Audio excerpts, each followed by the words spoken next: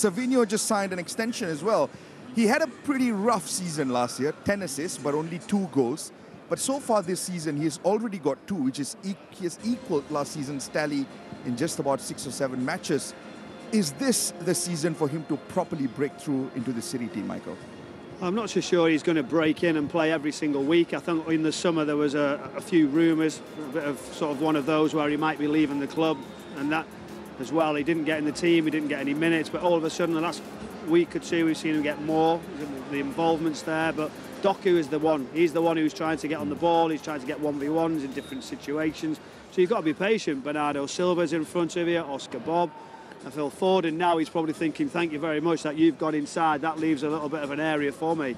But he's got everything, Savinho. Like, so that Riyad Mahrez, that late little check.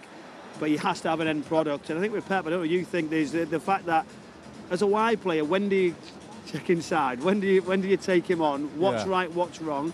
Because it's about losing the ball and getting countered as well, isn't it? Yeah, it is, but he's also, you know, if you're playing a left-footed winger on the right and vice versa on the left, then they're always going to cut inside.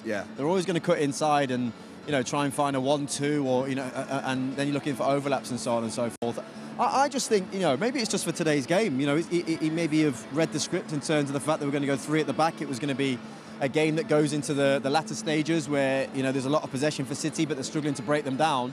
And maybe when he looks to his bench, he's thinking, you know, from Brentford's point of view, they'll dread looking at a Jeremy Doku about to come on in the 75th minute. And also, he's posing the question to Savinho. Yeah. He's saying to him, look, if you want to be a part of this team, you've got to step up. You've got a new contract now. All that stuff in the summer's gone.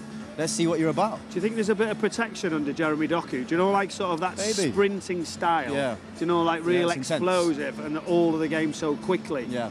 That might be the issue that he brought it down then. Yeah, it is, yeah.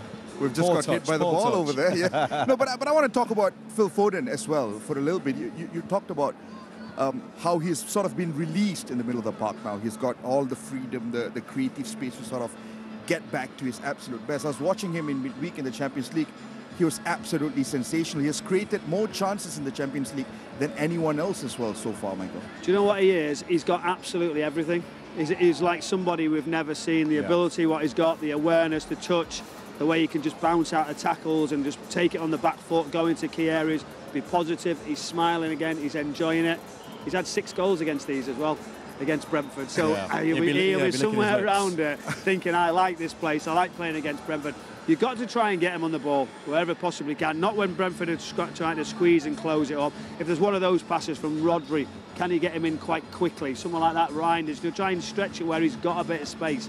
Not to be too slow. No, I feel then he's exceptional. We were just laughing before about how many trophies he's got. Class, but he's there's the man himself. There's the man himself. He's also, you know, gone through probably his first rocky season last year, and I mean that almost like in this new age of social media. You know, it was the first year I saw him getting a lot of criticism from a social media point of view, and I think people underestimate just how much it does affect the players. You know, you link that in with the fact that City had their probably rockiest year in God knows how long as well. And yeah, of course, it's just going to take a little bit of time for him just to like find his feet again, play regularly. It looks like Pep's going to be giving him that lovely role, like Michael said, inside that midfield area. And I think from an England perspective, from a City perspective, him starting games is only a positive. Not making the squad, it'll be something he's going through today as well. That will fire him up. But Oscar Bob, just quickly, do you know, he's a player who can play right across the front of the line, so he could also come inside and support Haaland. So there's a bit of flexibility with that formation today.